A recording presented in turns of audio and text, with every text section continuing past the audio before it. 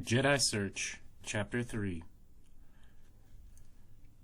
Leia's quarters were among the most spacious and accommodating in the Emperor's abandoned palace, and the room echoed with emptiness. Leia Organa Solo, formerly a princess, currently the New Republic's Minister of State, felt tired and worn as she returned to her rooms at the end of a long day.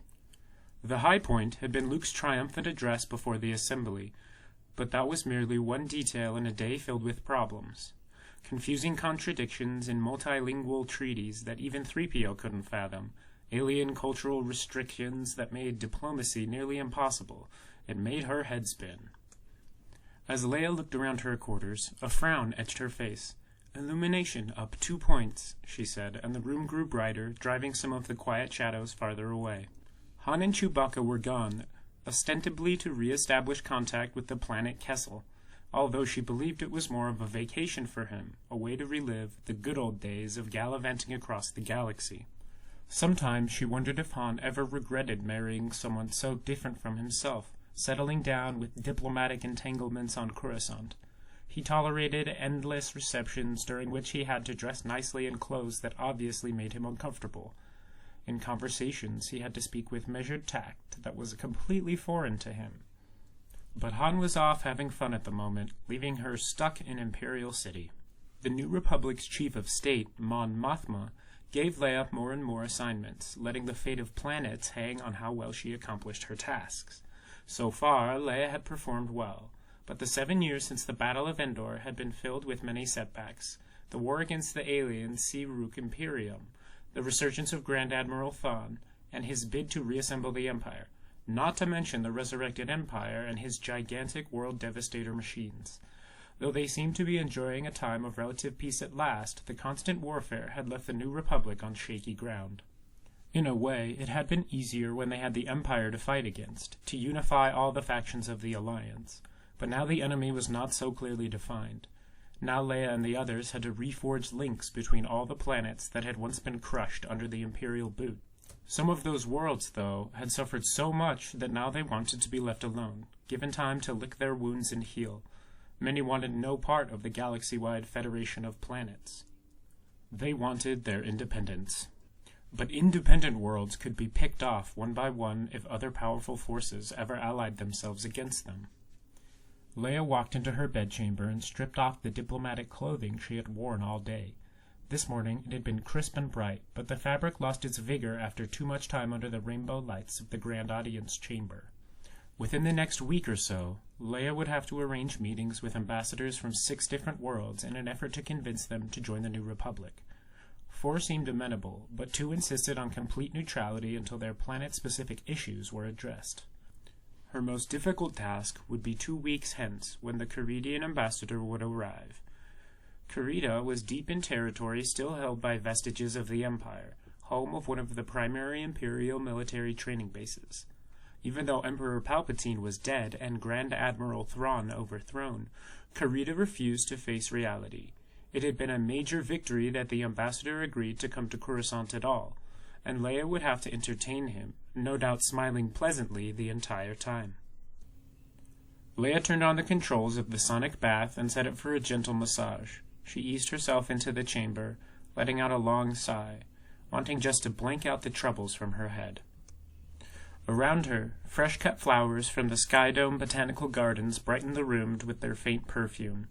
Mounted on the wall were nostalgic scenes from the planet Alderaan, pictures of the planet where she had grown up, the planet Grand Moff Tarkin had destroyed to demonstrate the power of his Death Star, the peaceful, sweeping grasslands that whispered in the wind, the soaring kite creatures that ferried people from one smooth tower city to another, the industry and deep settlements built into the walls of wide cracks plunging into Alderaan's crust, her home city rising from the center of a lake.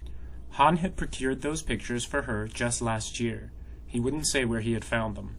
For months the images wrenched her heart every time she looked at them. She thought of her foster father, Senator Bail Organa, and her childhood as a princess, never suspecting her true heritage. Now Leia looked on those pictures with bittersweet fondness, as an indication of Han's love for her. He had, after all, once won a whole planet in a card game, and had given it to her for the other survivors of Alderaan. He did love her. even though he wasn't here now. After only a few minutes, the sonic bath unknotted her muscles, revitalizing and refreshing her. Leia dressed again, this time in something more comfortable. In the mirror, she looked at herself. Leia no longer spent the meticulous time with her hair that she had when she was princess on Alderaan. Since then, she had borne 3 children, the twins, who were now 2 years old, and recently a 3rd baby. She was able to see them only a few times a year, and she missed them terribly. Because of the potential power carried by the grandchildren of Anakin Skywalker, the twins and the baby boy had been taken to a carefully guarded planet, Anoth.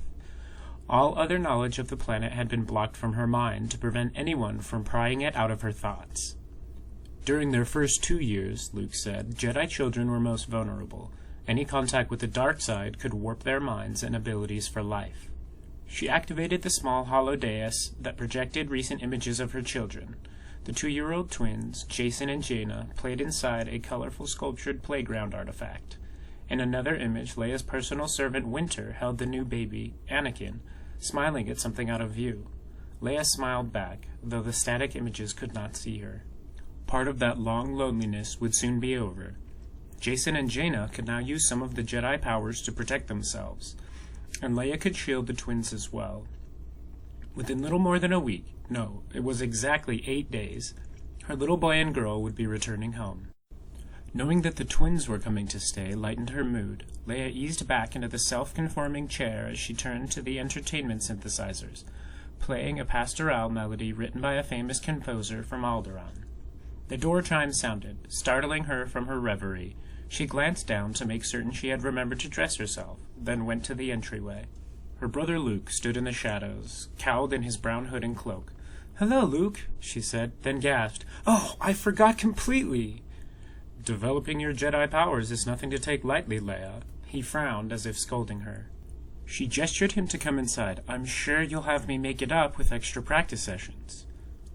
When seen from a distance, the huge construction droid moved at a plodding pace, lifting its immense support pods only once every half hour to shuffle a step forward. But standing right beneath it, General Wedge Antilles and his demolition team saw the construction droid as a blur of motion, its thousands of articulated arms working on structures to be disassembled. The walking factory plowed deeper into the morass of collapsing and half-destroyed buildings in the old sector of Imperial City. Some of the droid's limbs ended with implosion wrecking balls or plasma cutters that sent explosive jolts into the walls.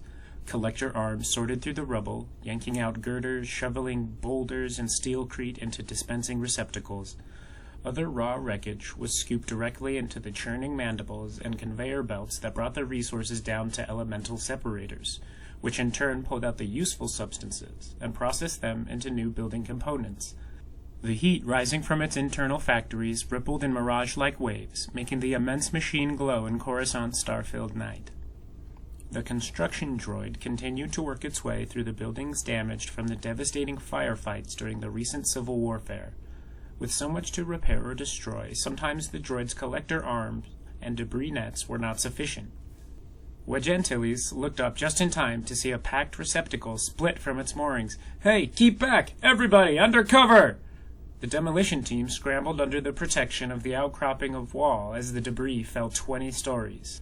A rain of boulders, transparent steel, and twisted rebars crashed with explosive force into the street below. Someone yelped into the comlink, then promptly silenced himself. "Looks like this main building is gonna go any minute," Wedge said. "Team Orange, I want you to keep at least a half a block away from that thing. There's no telling what that droid's gonna do.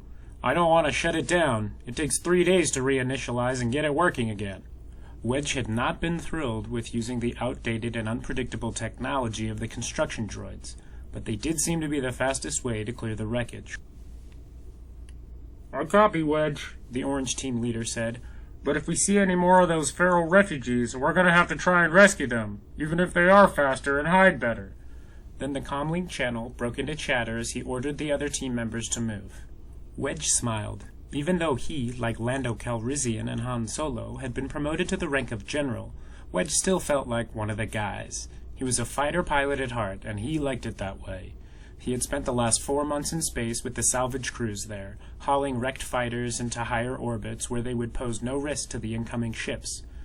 He had salvaged the vessels not too badly damaged and self-destructed those that posed too great a hazard in the orbital traffic lanes.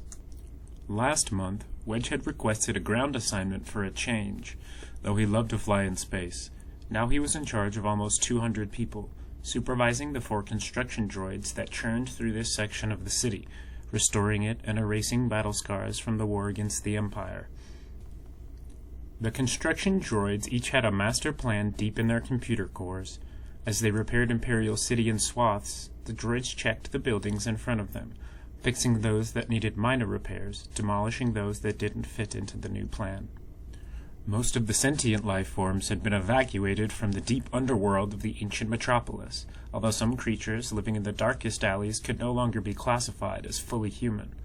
Shabby and naked, with pallid skin and sunken eyes, they were descendants of those who had long ago fled to Coruscant's darkest alleys to escape political retribution.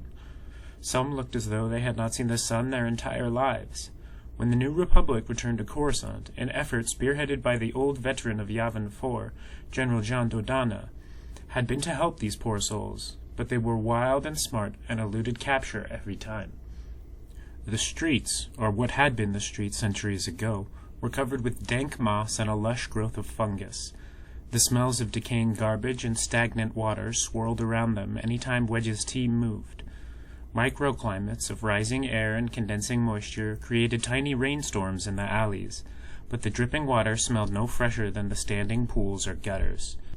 Wedge's teams deployed floating repulsor lights, but clouds of settling dust from the demolition work filled the air with a thick murk. The construction droid paused in its work for a moment, and the relative silence sounded like a thud in Wedge's ears. He looked up to see the droid extending 2 of its big wrecking ball arms. It swung the balls with mammoth force, toppling the wall in front of it. Then the droid leveled its support pod legs forward to take a step into the collapsed building. But the side of the wall did not slough inward quite as much as Wedge expected. Something inside had been reinforced more than the rest of the building. The construction droid tried to step down, but the wall would not yield. The Titanic droid began making loud hydraulic sounds as it attempted to regain its balance. The 40-story-tall mechanical factory tilted sideways and hung poised on the verge of toppling. Wedge jerked out his comlink. If the construction droid fell, it would take out half the block of buildings with it, including the area where he had just sent Team Orange to take refuge.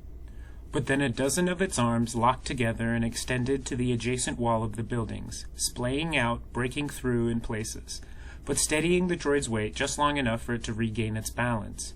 A rustling noise came over the comlink as Wedge's teams let out a collective sigh of relief. Wedge tried to see by the light of the shimmering aurora overhead and the floating lights they had strung. Hidden behind the edifice, indistinguishable from the rest of the buildings, stood solid metal walls, heavily reinforced but buckled and ruptured by the enormous foot of the construction droid. Wedge frowned. The demolition teams had encountered a lot of ancient artifacts in the ruined buildings, but nothing that had been so powerfully shielded and hidden. Something told him this was important. He looked up with a start to see that the construction droid had reoriented itself and returned to the reinforced building that stood in its way. Bending down its scanner dome head, the droid inspected the tough walls of the shielded room as if analyzing the best way to rip it to shreds. 2 of the explosive electrical claws extended downward. The construction droid knew nothing about what secrets these buildings might contain. The droid merely followed the blueprint in its computer mind and carried out its programmed modifications. Wedge felt an agonized moment of indecision. If he shut the droid down to inspect the mysterious building, it would take 3 days to reset all the systems and power it up again. But if the droid had indeed uncovered something important, something the cabinet should know about, what would a few days matter? Blue-white lightning flickered on the ends of the construction droid's explosive claws as it reached toward the shielded walls. Wedge picked up his comlink and made ready to shut down the droid. But then his mind blanked. What was the code? Beside him, Lieutenant Deegan saw his moment of panicked confusion and snapped the answer, SGW-0027. Wedge instantly keyed into the comlink. The droid froze just as it was about to discharge its electrical claws. Wedge heard the hissing rumble as the factories inside went in standby mode, powering down and cooling off. Wedge hoped he had made the right decision. "Okay," Purple and silver teams, come on in with me. We're going to do a little exploring here.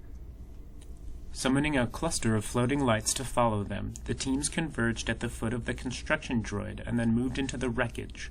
Loose dust flickered down. They scrambled over the rubble, careful not to cut themselves on shattered transparasteel and protruding metal. Wedge heard the skittering sound of small life forms hiding in the new cracks. The patter of falling stones continued to fall as the collapsing walls shifted and reshifted. "Watch your backs. This place is still falling apart," Wedge said. Ahead, a wide cave-like gash had opened in the heavily shielded room, showing only a lightless interior. "Let's go in, nice and easy." Wedge narrowed his eyes at the shadows around them. "Be ready to retreat at a moment's notice. We don't know what's in there." A deafening screech sounded far above, reverberating in the night. The demolition teams jumped, then forced themselves to relax when they found it was only the cooling construction droid venting waste heat. Wedge stepped to the edge of the darkened hole. The buckled crack in the wall was completely dark, showing nothing. The moment he poked his head into the darkness, the monster lunged forward, all fangs and spewing saliva. Wedge cried out as he stumbled back, bouncing against the jagged edge of the opening as the locomotive of claws and fur and armored body plating charged at him. Before he could straighten his thoughts, before he could even imagine shouting an order to his troops, a spiderweb of crisscross blaster fire erupted into the night. Most of the beams struck home with a smoking hiss into the creature's body. A second round of blaster fire lanced out. The monster roared in explosive surprise and pain before collapsing with enough force to start a small avalanche in the debris. Its death sigh sounded like steam escaping from a furnace. Wedge slumped to the ground and suddenly felt his heart begin beating again. "Thanks, guys." The rest of them stood, frozen in surprise and terror, gawking at their own reflexively drawn blasters and at the heaving, dying hulk of the monster that had dwelled within the shielded building. The thing looked like a huge armored rat with spines along its back and tusks coming out of its mouth. It had the tail of a crate dragon, flicking its final convulsions as black-purple blood oozed around burned craters of blaster wounds in its side. "Guess it got hungry waiting in there," Wedge said. "Your fearless leader needs to be a little more careful from now on." He sent the bobbing lights through the opening to illuminate the chamber ahead. Nothing else seemed to be moving inside. Behind them, the giant armored rat shuddered with the last groaning sigh, then sagged. In pairs, they pushed through the opening into the isolated chamber. The metal-plated floor was strewn with cracked bones and skulls from the subhumans that lived in the city's lower levels. "I guess it found something to eat after all," Wedge said. On the far side of the dark room, they found another tunnel from deeper underground where a grate had been peeled aside. The grate had rusted, but bright score marks from large claws showed where the rat thing had torn its way through. "Not it. A she," Lieutenant Deegan said, "and now you can see why she was so upset." He pointed at the corner where the worst damage had occurred. Broken blocks of building material lay piled on the rat thing's nest. Bright smears of blood showed where 3 of the creature's young, each one the size of an Endorian pony, had been crushed by boulders. Wedge stared for a moment before he looked around the rest of the gloomy room. Adjusting the light enhancers on his visor, he could see dark gadgets, consoles, bed platforms with manacles and chains. Parked in doormen on 2 stands were glossy black Imperial interrogation droids. Secret computer ports stared gray and dead like amphibious eyes. "Some sort of torture center?" Lieutenant Deegan asked. "Looks like it," Wedge answered. "Interrogation. This could yield a lot of information the Emperor didn't want us to have." "Good thing you shut down the construction droid, Wedge," Deegan said. "It's worth the delay." Wedge pursed his lips. "Yeah, good thing." He looked at the cruel interrogation droids and the torture equipment. A part of him wished he had never found this place. The sculpture on Leia's crystal table jittered forward, stopped, then rose into the air. The figure was a fat man with spread palms and a grin wide enough to swallow an X-Wing fighter. The dealer had assured Leia that it was a genuine Corellian sculpture, that it would make Han think fond memories of his own world just as Han's images of Alderaan did for her. Upon receiving the anniversary gift, Han had thanked her profusely, but could barely control his laughter. He finally explained that the statue was a trademarked figurine stolen from a chain of cheap Corellian eating establishments. "Keep concentrating, Leia," Luke whispered into the silence, leaning closer. He watched her intently. Her eyes were focused in the far distance, not seeing the sculpture at all. The statue continued to levitate, rising higher off the table. Then suddenly it bumped forward and toppled onto the floor. Leia heaved a sigh and slumped back in the self-conforming chair. Luke tried to cover his disappointment as he remembered his own training. Yoda had made him stand on his head while balancing rocks and other heavy objects. Luke had received other training from the twisted Joruus C'baoth, and he had learned the depths of the dark side from the resurrected Emperor himself. His sister's training had been much less rigorous and more haphazard as she continually rescheduled lessons to accommodate her increasing diplomatic duties. But Leia concerned him. He had been working with her for more than 7 years now, and she seemed to be blocked, having reached the limit of the power she could master. Given her heritage as the daughter of Anakin Skywalker, Leia should have been easy to train. Luke wondered how he would manage to instruct a large group of students at his proposed Jedi Academy if he could not succeed with his own sister.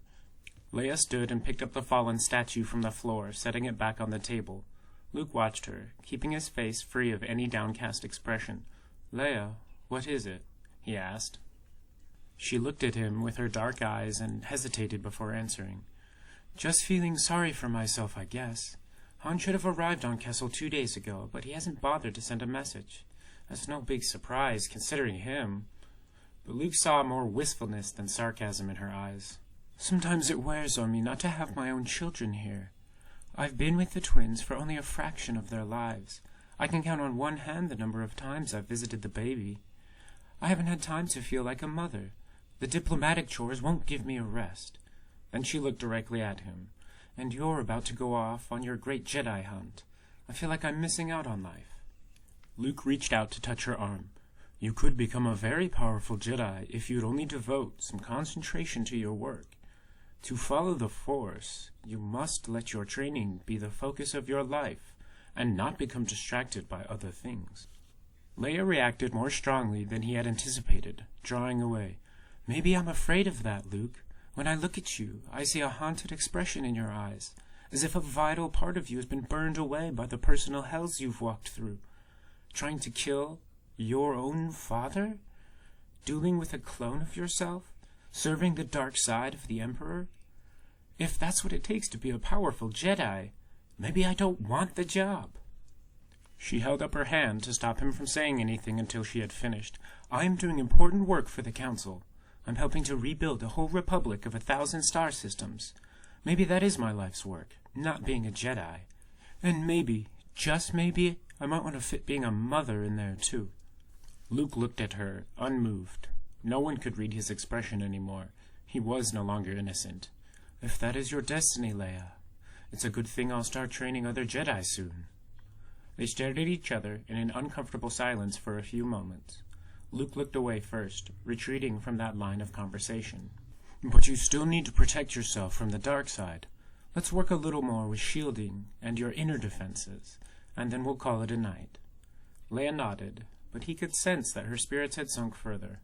He reached out with his fingers to touch her dark hair, drifting over the contours of her head. "I'm going to try to probe your mind. I'll use different techniques, different touches. Try to resist me, or at least pinpoint where I am."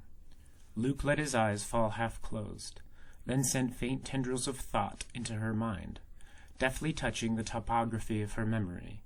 At first she didn't react, but then he could feel her concentrating, building an invisible wall around his probe. Though slow, she succeeded in blocking him off. "Good. Now I'm going to try different places." He moved his touch to a different center. "Resist me if you can."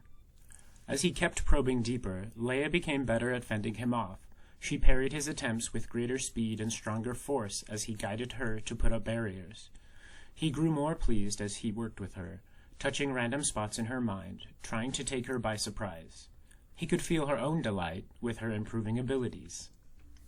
Luke reached to the back of her mind, an area of deep, primal memories but little conscious thought. He doubted he could get any defensive reaction there, but no attacker would be likely to strike at such places. Her thoughts were like a map laid out in front of him, and Luke touched inward to an isolated nub in her mind. He pushed, and suddenly felt as if a giant invisible palm had planted itself on his chest and shoved backward. Luke stumbled to keep his balance, taking 2 steps away from her. Leia's eyes went wide, and her mouth dropped open in surprise. Luke said, "What did you do?" In the same moment, Leia said, "What did I do?" Then both answered, "I don't know," simultaneously. Luke tried to reconstruct what he had done. "Let me try that again. Just relax." She seemed anything but relaxed as he prodded her again, reaching to the back of her mind, finding the isolated nub among her instinctive centers. Touching it, he found himself knocked away again with physical force. "But I didn't do anything," Leia insisted. Luke allowed himself to smile. "Your reflexes did, Leia. When a medical droid taps your knee, your leg jerks whether you want it to or not. We may have just stumbled upon something a potential Jedi has that others don't. I want you to try it on me. Here, close your eyes, and I'll give you an image of what I did to you." "Do you think you'll be able to?" Leia asked. "If it truly is instinctive, all you need to do is find the right spot." "I'll try." Her voice wore a skeptical expression. "Do or do not, there is no try. That's what Yoda always said." "Oh, stop quoting him. You don't need to impress me." Leia touched her brother's temples, and he took a deep breath, using Jedi relaxation techniques to drop his guard. He had erected so much mental armor in the past 7 years that he hoped he could still let her inside. He felt the touch of her thoughts, delicate mental fingers tracing the contours of his brain. He directed her search towards the back, where primitive thoughts slept.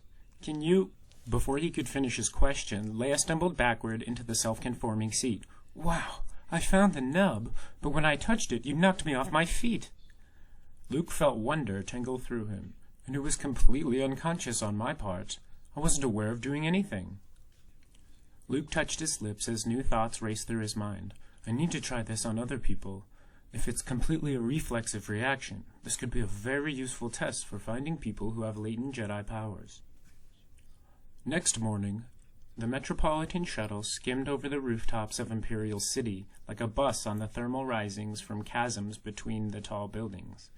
The strip of buildings newly erected by the construction droids looked like a gleaming stripe through the ancient city. Admiral Akbar piloted the shuttle himself, holding the controls in his articulated fin hands as he watched the skies with his widely set fish eyes. Behind him, strapped into their seats, rode Luke Skywalker and Leia Organa Solo. The bright day spread long shadows in the lower levels of the city. Akbar leaned forward to the comlink. "General Antilles, we are on approach. I can see the construction droid up ahead. Is everything clear for our landing?" "Yes, sir." Wedge's voice sounded clearly from the speaker. "There's a good spot just to the right of the droid that should be perfect for landing." Akbar cocked his head to peer through the curved viewplate, then brought the Metropolitan Shuttle in, aligning it with the gaps in the buildings, descending to the unexplored street levels. Wedge came out to meet them after Akbar had settled the shuttle beside the powered-down construction droid. Akbar emerged first into the rubble-strewn clearing, tilting his domed head up to look at the strip of sunlight coming from high above. Luke and Leia stepped out side by side as the vehicle hummed into its standby cool-down mode.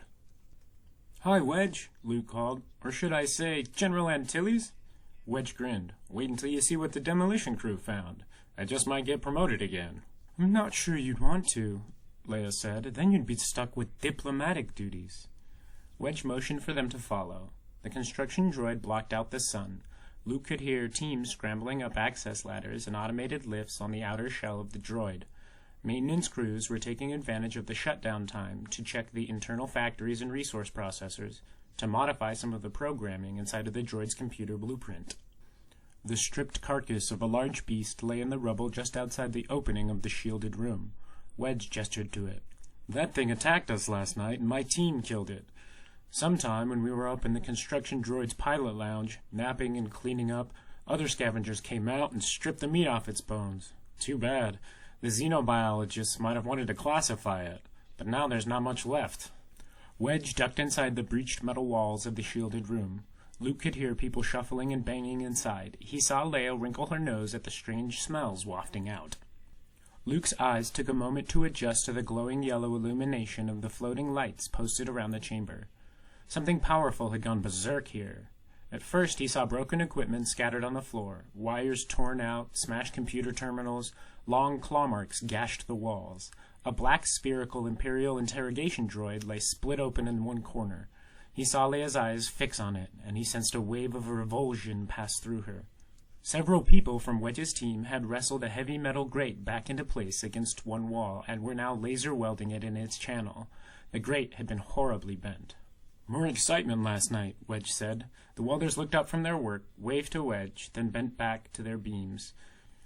"The mate of the rat creature came back up through the tunnels, found its companion killed, and smashed everything it could."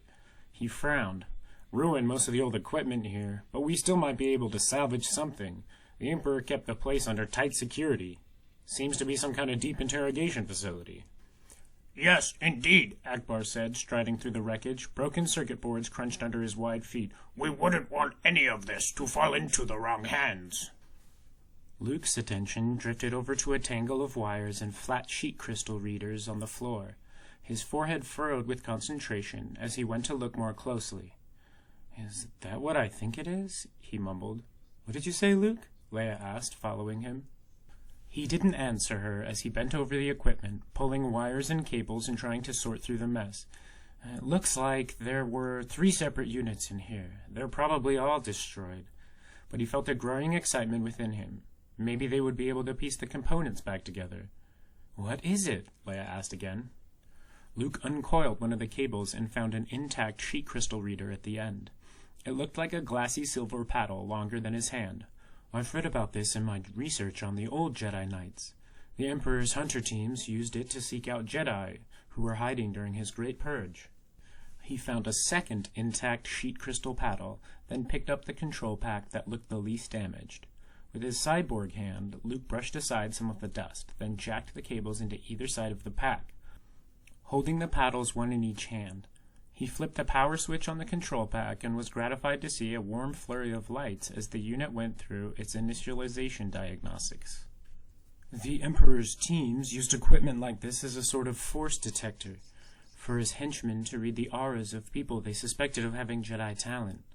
According to the records, the remnants of the Jedi Knights held this thing in great fear. But maybe we can use it to restore the Jedi. He grinned, and for a moment he felt like the fresh, excited farm boy he had been back on Tatooine. "Hold still, Leia. Let me test this on you." She stood back, alarmed. "But what does it do?" Both Wedge and Akbar had stepped over to watch. "Trust me," Luke said. He held the sheet crystal paddles at arm's length, bracketing Leia. When he tripped the scan switch, a thin slice of coppery light traced down Leia's body from head to toe. Suspended in air above the control pack, a small echo of the copper scan line reappeared in reverse motion, assimilating the data and constructing a tiny hologram of Leia. It looked different from the small hollow of Leia that R2-D2 had projected for Ben Kenobi. Instead, it was a wireframe silhouette of her body, with color-coded lines tagging to readings that projected a column of numbers in the air. Surrounding the outline was a corona of flickering blue, faint but definite. "Can you understand anything from that, Luke?" Admiral Akbar said, peering closer. "Let's get another one for comparison." This time, Luke pointed the paddles at Wedge, who flinched as the coppery scan line ran up and down his uniform. When his wireframe hollow appeared beside Leia's, most of the color-coded details were similar, but his image showed no blue corona. "Now let's try you, Admiral." He extended the paddles toward the Mon Calamarian, adjusting the control pack to take Akbar's alien physiology into account. "Leia, would you do it to me, just so we can make sure?" Leia handled the equipment reluctantly, as if uneasy to touch a device that had been used by those who had designed the interrogation droid. But she operated the scanner easily, holding the sheet crystal paddles on either side of Luke. His image bore the bright corona. "This is very valuable," Luke said. "You don't need any particular skill with the Force to use this equipment. We can find people with Jedi potential just by scanning them. It will be a great help in finding candidates for my academy. Maybe some good will come of this device after all these years." "Very good, Luke," Akbar said. Luke pursed his lips. "Wedge, I want to try something. Would you relax for a minute and let me do a mind touch on you?" Wedge said, then saw his team members looking at him. He straightened. "Whatever you say, Luke." Luke wasted no time reaching out to touch Wedge's temples, running a mental probe over the surface of his mind, back to the primitive area, the surprising nub in the contour of thought. But when Luke touched it, nothing happened. Wedge probably didn't even know he was being probed. Luke pushed harder, but he triggered no reflexive counteraction, no uncontrolled push as Leia had given him. "What was that all about?" Wedge asked. "Did you do anything?" Luke smiled. "I just strengthened a theory of mine. We have gotten a lot closer to bringing back the Jedi Knights."